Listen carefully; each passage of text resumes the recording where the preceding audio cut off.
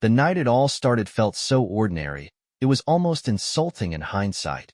I sat in my home office, my fingers moving automatically over the keyboard, though my mind wasn't fully in it.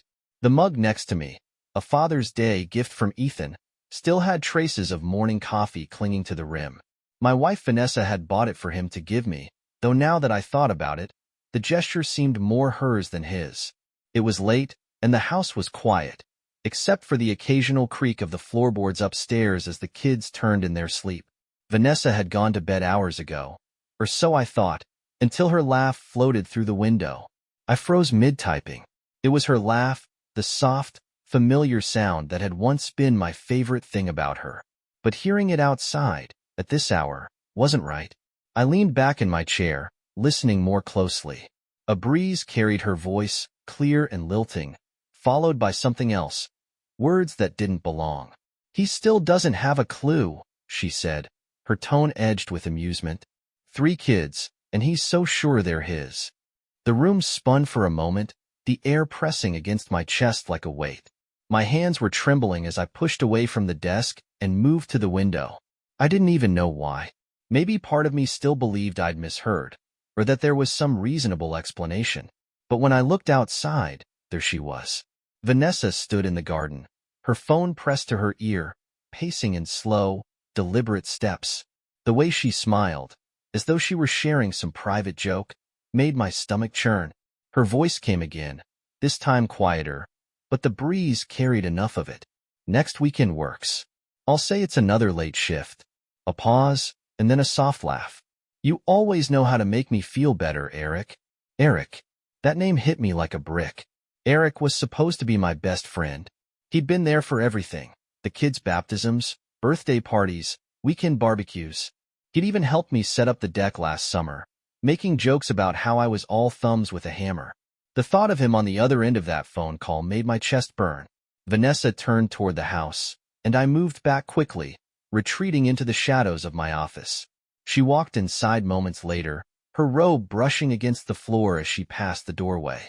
"Still working?" she asked, her tone casual, maybe even affectionate. If I hadn't heard her outside, I might have believed it. "Yeah," I said, my voice tight. I forced myself to smile at her, though I could feel my face strain under the effort. "Just wrapping up?" "Don't stay up too late," she said, flashing a tired smile before heading upstairs. The sound of her footsteps faded, but I stayed frozen in place. My mind raced, trying to reconcile the woman I'd known for 15 years with the one who had just whispered her secrets into the night.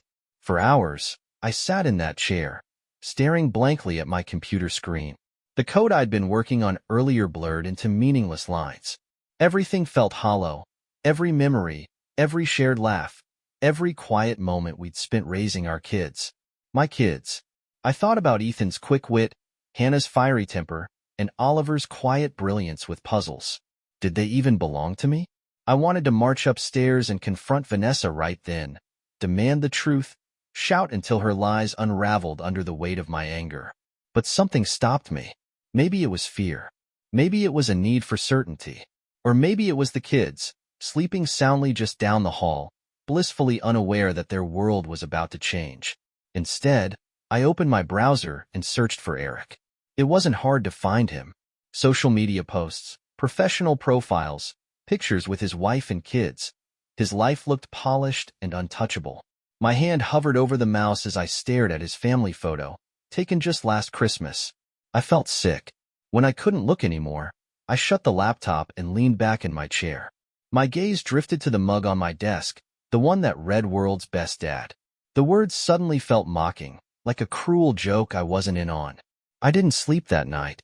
By morning, I had made up my mind. I wasn't going to confront Vanessa. Not yet. Whatever this was, however far it went, I needed proof.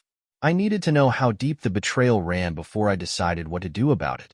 The next day, after Vanessa left for work, I made a call. It was to an old friend who had gone through a bitter divorce a few years back. He'd once mentioned hiring a private investigator, and I remembered the name. That's how I found Greg, a no-nonsense man with sharp eyes and a voice like gravel. "Tell me everything," he said when we met later that week. I did. I told him about the phone call, the late-night whispers, and the way her laugh had sounded too familiar for comfort. As I spoke, his expression didn't change, though he scribbled notes with quiet intensity. "If there's something to find," he said when I finished, "I'll find it. But be prepared. These things don't stay clean." His words lingered with me long after we parted. Deep down, I knew he was right. Whatever came next, it wasn't going to be clean. Greg worked fast. Within days, he started feeding me updates that turned my quiet suspicions into a roaring certainty. His emails were clinical, full of dates, times, and attached photos that felt like punches to the gut. There was Vanessa, sitting across from Eric at a downtown cafe, leaning in too close, her hand brushing his. Another photo showed her car parked outside the familiar lake house my mother had always favored, Eric's truck parked right beside it. Every piece of evidence Greg uncovered made it harder to hold myself together. At home, I played the role of the oblivious husband to perfection. Vanessa kept up her routine, flashing her practiced smile, humming as she cooked dinner. If she sensed my growing distance, she didn't let it show. Maybe she thought I was too blind to see it. One night, after the kids were asleep, she leaned against the kitchen counter, sipping a glass of wine. "You've been quiet lately," she said, her voice light, almost teasing. "Everything okay at work?" I looked up from the plate I was washing, forcing a small smile. "Yeah, just busy." She nodded, accepting the answer easily. Why wouldn't she? She'd spent years perfecting the art of looking me in the eye and lying. That realization sent a wave of nausea through me, but I swallowed it down. Not yet. Later that night, I reviewed the latest batch of evidence Greg had sent. This time, it included text logs from a burner phone Vanessa had been using. Messages between her and Eric were as explicit as they were infuriating. "Vanessa, last night was amazing. I can't stop thinking about it. Eric, you looked incredible. Next time, I'll make sure we have the whole weekend. Vanessa, can't wait. He's working late again tomorrow, so maybe I can sneak away." I closed the laptop, my fists clenching. Every part of me wanted to confront her, to throw her lies in her face and demand an explanation. But I knew I couldn't. Not yet.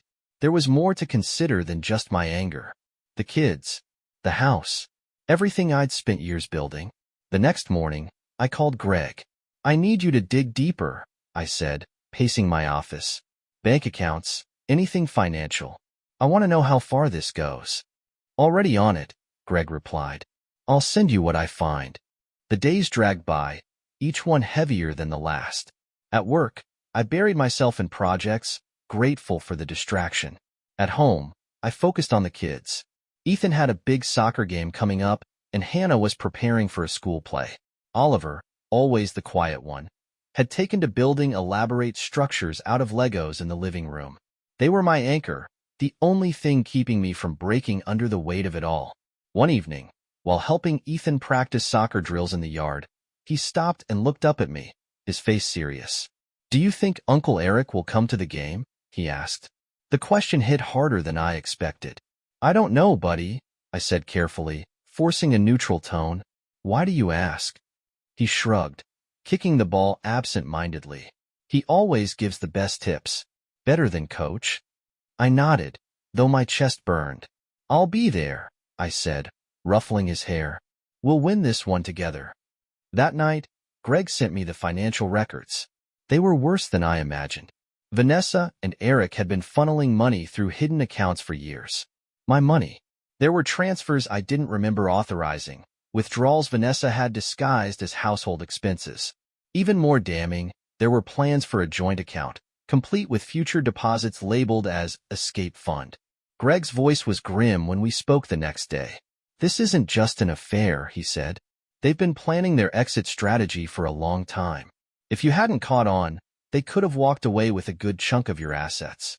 I thanked him, though the words felt hollow. Everything I'd worked for, every ounce of trust I'd given Vanessa, was now a weapon she was using against me, but not for much longer. The breaking point came a few days later. Vanessa left for what she claimed was a late shift at the hospital, but the tracker Greg had placed on her car told a different story. She drove straight to the lake house. By the time she arrived, Eric's truck was already there. I stared at the screen, watching the little blinking that marked her location.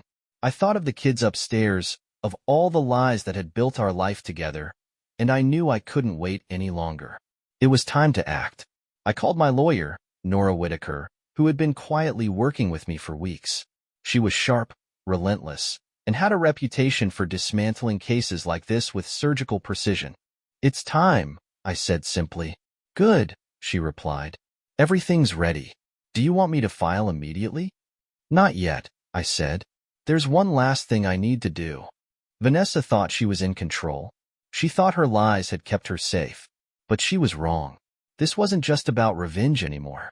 It was about taking back the life she thought she could steal from me. And I was ready. Vanessa returned home late that night, wearing the same silk scarf I'd seen her put on earlier in the day. It fluttered slightly as she stepped through the door, her movements light and breezy, as if she hadn't just spent the evening at the lake house. She smiled at me, the same smile that once felt warm but now felt hollow. "Sorry I'm late," she said, setting her bag down on the counter. "Long shift. So much paperwork." I nodded, pretending to be engrossed in my laptop. "No worries," I replied, keeping my voice even. Her smile faltered for a second, maybe because I didn't meet her eyes, but she didn't press. Instead, she poured herself a glass of water and disappeared upstairs. I waited until the house was quiet before opening the folder Greg had given me earlier that day. Inside were new photos, financial records, and one damning detail I hadn't expected. Eric wasn't just planning their future together. He'd been moving assets into private accounts for months, accounts Vanessa likely didn't even know about. I stared at the evidence, feeling a sick satisfaction. Eric wasn't just a liar and a cheat. He was also playing Vanessa. The thought would have made me laugh if it didn't also make me furious. I'd spent years trusting both of them, and they had turned my life into a game. But now, I was flipping the board. The next morning, I sent the kids off to school as usual. Ethan left first, running late as always, while Hannah lingered at the breakfast table, scribbling last-minute notes on her math homework. Oliver, clutching his latest Lego masterpiece, asked if I'd help him build something bigger after dinner. "Of course," I told him, ruffling his hair. "We'll make the best one yet." Once they were gone, I set my plan in motion.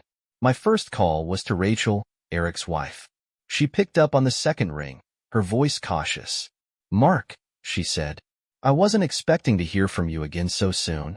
"I thought you'd like an update," I replied. "Things are moving quickly now. Have you decided what you're going to do?" There was a pause on her end.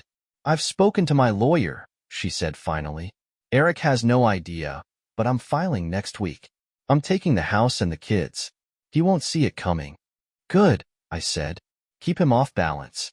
The less he knows, the better." "And Vanessa?" Rachel asked. "She'll find out soon enough," I said.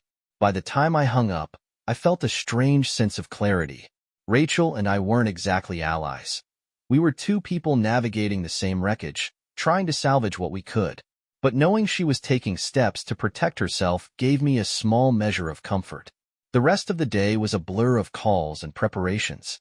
Nora finalized the paperwork for the divorce filing, ensuring everything was airtight.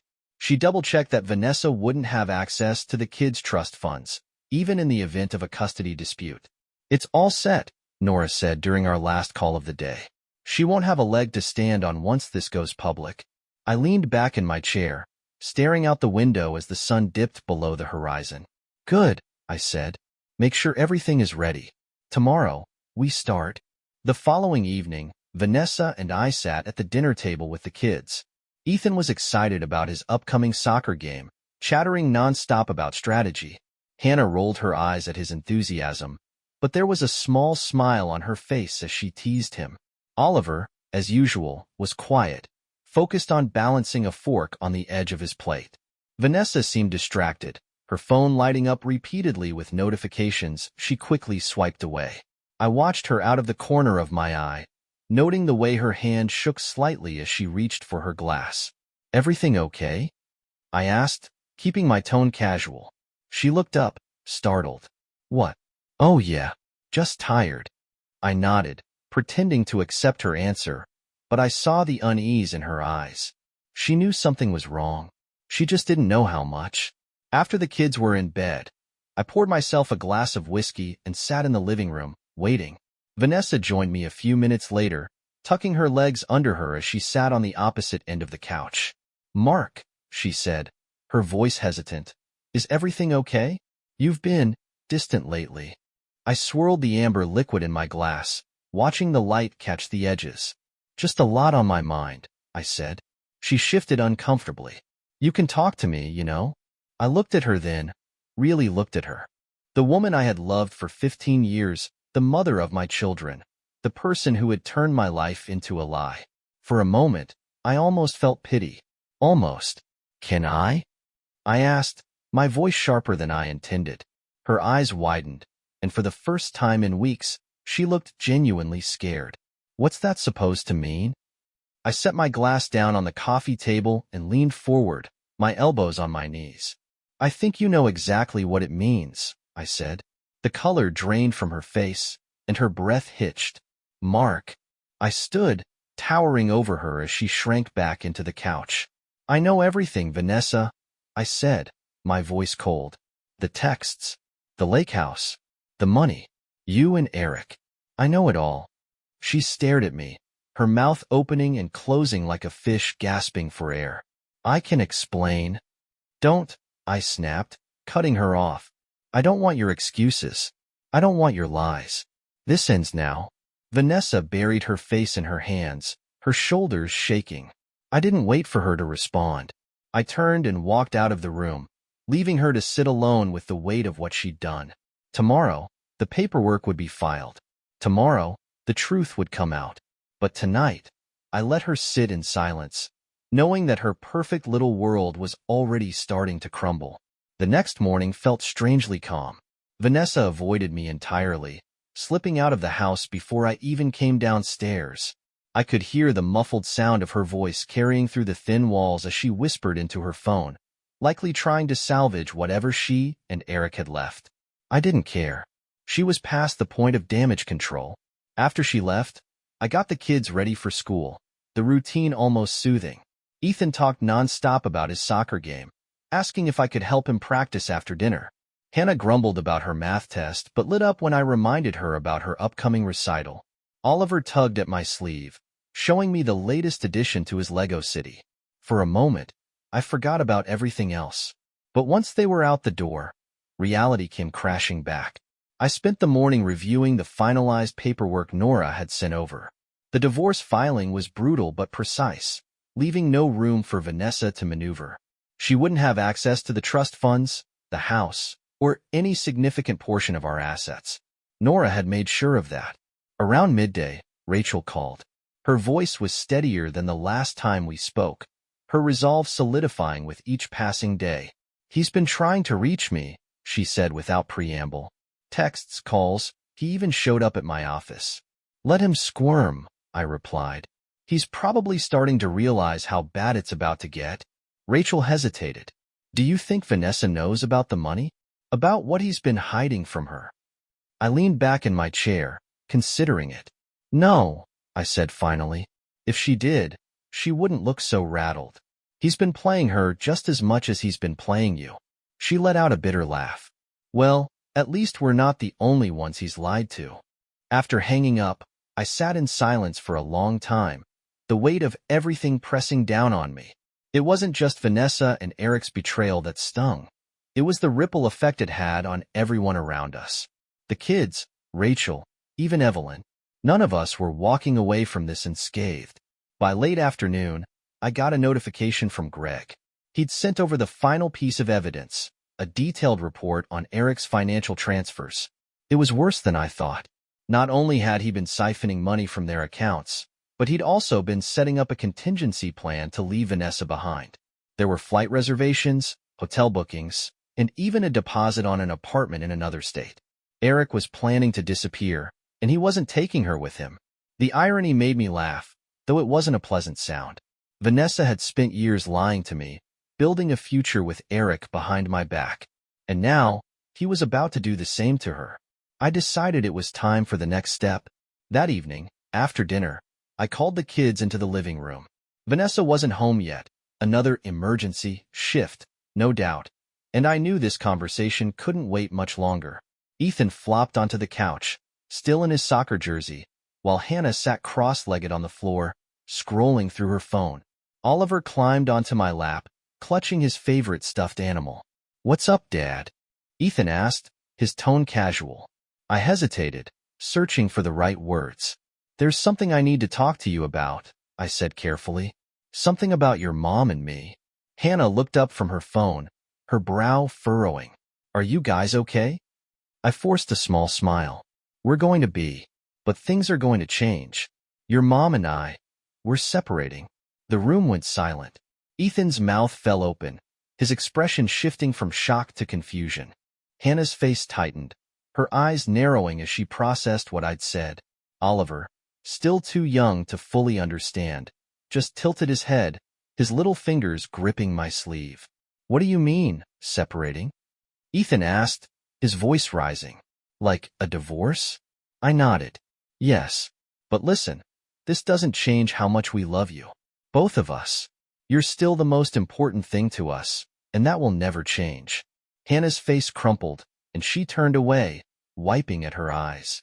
Ethan stared at me, his expression a mix of betrayal and anger. "Why?" he demanded. "What happened?" I swallowed hard, struggling to keep my voice steady. Sometimes grown-ups, they don't see things the same way anymore. But it's not your fault. None of this is your fault. Ethan stood abruptly, pacing the room. "This is crap," he shouted. "You're supposed to stay together. You're supposed to." "Ethan," I said sharply, cutting him off. He froze, glaring at me with tears in his eyes. "I know this is hard. I know you're angry. And that's okay. But this isn't something we can change." He didn't respond, just stormed out of the room and up the stairs, slamming his door behind him. Hannah followed quietly, leaving me alone with Oliver. "Are you sad, Daddy?" Oliver asked softly, his wide eyes looking up at me. I pulled him close, pressing a kiss to his hair. "A little," I admitted. "But I'll be okay. And so will you." When Vanessa came home later that night, I was waiting for her in the living room. She looked tired, her makeup smudged and her shoulders slumped. "We need to talk," I said before she could say anything. She hesitated, glancing toward the stairs where the kids were asleep. "Can it wait?" she asked. "No," I replied firmly. "It can't." She sat down, and for the first time in weeks, she looked at me with something resembling fear. "I know about Eric," I said, my voice calm but sharp.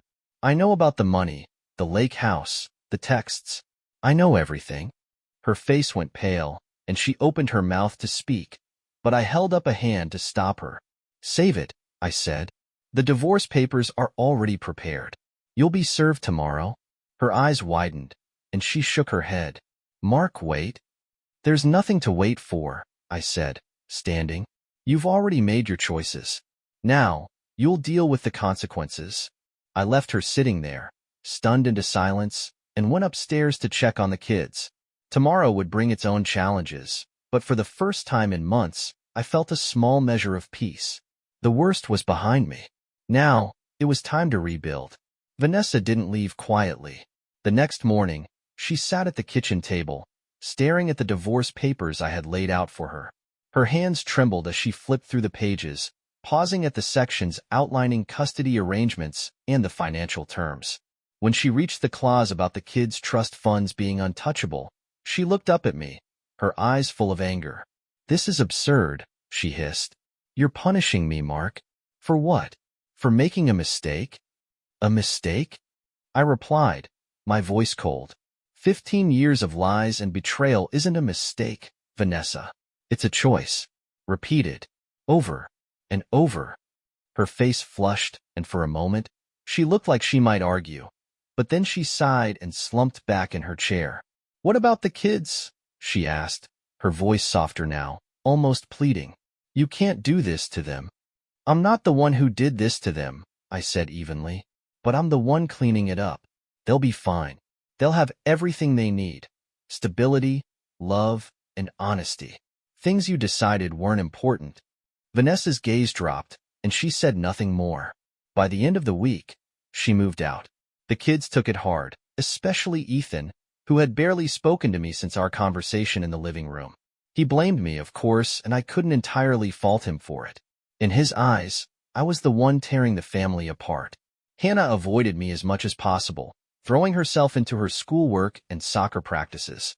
Oliver, too young to understand the full picture, clung to me more than ever, his wide, questioning eyes breaking my heart every time he asked when Mommy was coming home. Vanessa rented a small apartment across town. I made sure the kids had a room there, but they were staying with me full-time, as outlined in the agreement she reluctantly signed. She came by a few times a week to see them, always careful to keep her visits short.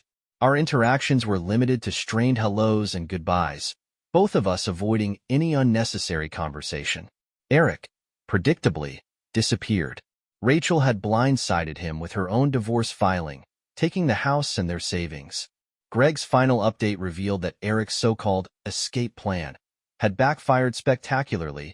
He tried to pull money from one of his hidden accounts, only to find that Rachel's lawyer had frozen everything. The apartment he'd been preparing for his new life with Vanessa? Gone. His job? Terminated once his affair became public knowledge. The last I heard, he was staying with a friend in another state, trying to scrape together enough to start over. Rachel and I met for coffee a week after everything settled. She looked different, calmer, stronger. Her sharp wit, once dulled by years of Eric's lies, had returned with a vengeance. "Divorce suits you," I joked as I sat down across from her. She smirked, stirring her tea. "It's amazing what dropping a dead weight can do for your posture." We talked about the kids, about work, about the strange relief that came with finally stepping out from under the shadow of betrayal. It was comforting to share the space with someone who understood exactly what I'd been through. "What about Vanessa?" she asked eventually, her tone cautious. "Is she, I don't know, apologetic?" I shook my head. "She's too busy feeling sorry for herself to apologize. She keeps trying to make it about the kids, like I'm the villain for keeping them here. But I'm not bending on that." Rachel nodded. "Good. They need stability right now, not more chaos." By the time I got home, the kids were in the backyard, kicking a soccer ball around. Ethan was trying to teach Oliver some basic moves, while Hannah stood to the side, watching with her arms crossed. I joined them, feeling a twinge of hope as Ethan passed me the ball without hesitation. Over the next few weeks, life settled into a new rhythm. The house was quieter without Vanessa, but it also felt lighter, like I could finally breathe again. I threw myself into being there for the kids, helping Ethan with his drills, attending every one of Hannah's games, and building Lego cities with Oliver on the weekends. Ethan still had his moments of anger, but they became less frequent. One night, after his team won a big game, he hugged me tightly and said, "Thanks for coming, Dad." The words were simple, but they felt like a breakthrough. Hannah surprised me one evening by asking if I could help her practice for her recital. She had always been fiercely independent, so her request caught me off guard. But as I watched her play, her fingers moving deftly over the keys, I realized it was her way of reaching out. Oliver remained my shadow, always eager to show me his latest creations or ask for help with a particularly tricky design. His innocence was a reminder of what I was fighting for, a future where my kids could grow up without the weight of their parents' mistakes. As for Vanessa, her visits grew less frequent. She seemed to be drifting, unsure of her place in a life she no longer controlled. She tried reaching out a few times, asking if we could talk, but I always kept the conversations brief and focused on logistics. There was nothing left to say. One afternoon, while going through some old boxes in the garage, I found the mug Ethan had given me years ago. "World's best, Dad."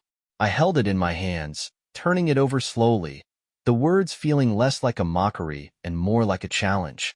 I wasn't perfect, and I'd made my share of mistakes, but I'd fight every day to be the father my kids deserved.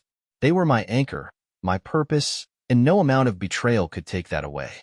The hardest part of my life was over. Now, it was time to rebuild. For them. For me. For a future free from lies. Months passed, and life began to feel normal again, or at least a version of normal I could accept. The chaos Vanessa had left behind started to fade, replaced by a sense of calm I hadn't realized I was missing. The kids adapted in their own ways, each finding their rhythm in this new life. Ethan was thriving in soccer, his natural leadership skills earning him the position of team captain. His anger toward me had softened, though it hadn't entirely disappeared. One evening, after a particularly intense practice, he lingered in the kitchen while I cleaned up. "Do you think Mom will come to the next game?" he asked, not looking at me. I dried my hands and leaned against the counter. "I'm not sure, buddy, but if she doesn't, I'll be there. Always." He nodded, his expression thoughtful. "I know you will." It wasn't an apology, but it felt close enough. Hannah found solace in her music, spending hours at the piano. Her teacher called her a prodigy, though she brushed off the praise with a shrug. One night, after her recital, she sat next to me on the couch, still in her dress, her hair tied back in a messy bun. "Do you think things will ever go back to the way they were?" she asked quietly. I hesitated, searching for the right words. "No," I admitted.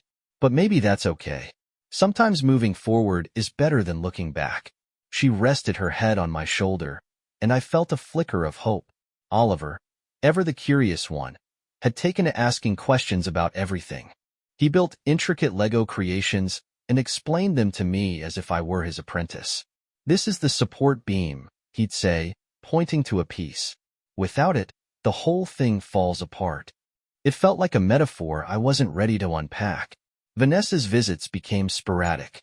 She came by for birthdays and holidays, but stayed on the periphery, as though she didn't know where she belonged anymore. The kids welcomed her with a mix of excitement and reservation, a sign that they were learning to set their own boundaries. One day, she pulled me aside after dropping the kids off. "Mark," she began, her voice hesitant. I want to say I'm sorry." I crossed my arms, keeping my tone neutral. "For what?" "For everything," she said, her eyes darting to the floor. "For lying, for hurting you, for what it's done to the kids." Her words were the closest thing to accountability I'd heard from her since it all began. But they didn't carry the weight they might have months ago. "I appreciate that," I said simply. "But the damage is done, Vanessa. I've moved on, and you should too." She nodded, blinking back tears. "I just hope one day you can forgive me." I didn't respond. Forgiveness wasn't something I could offer her, at least not yet. Maybe not ever. Eric's story ended more predictably. Rachel finalized their divorce and took full custody of their kids, leaving him with little more than his name. He tried reaching out to Vanessa, but whatever future they had imagined was long gone. The last I heard, he was working a low-paying job in another state, far removed from the life he once flaunted. For me, rebuilding became a daily practice. I sold the house and moved the kids to a smaller but cozier place on the other side of town. It wasn't extravagant, but it was ours, a clean slate. I poured myself into work, expanding my company and finding purpose in something I could control. One evening, as I sat in my new office reviewing a proposal, my phone buzzed with a text from Rachel. "Dinner next week? I owe you a bottle of wine for surviving all this." I smiled and replied, "You're on." It wasn't romantic, at least, not yet, but it was nice to have someone who understood the weight of what I'd been through. The kids flourished in ways I hadn't expected. Ethan led his team to a championship and started talking about playing in college. Hannah began composing her own music, her confidence growing with each new piece. And Oliver, my quiet builder, won a regional contest for an engineering project he designed. On the day of Oliver's awards ceremony, the three of us stood together in the audience, clapping as he walked onto the stage. Ethan leaned over and whispered, "He's gonna be a genius, isn't he?" "He already is," I replied, pride swelling in my chest. Later that night, as I tucked Oliver into bed, he looked up at me with those wide, questioning eyes. "Do you think Mom is proud of me too?" "Of course she is," I said, stroking his hair. "How could she not be?" He smiled, satisfied with the answer, and drifted off to sleep. As I stood in the doorway, watching him breathe softly, I realized that this was enough. The betrayal, the heartbreak, the anger. It had all led me here, to this life I was rebuilding piece by piece. It wasn't perfect, but it was real.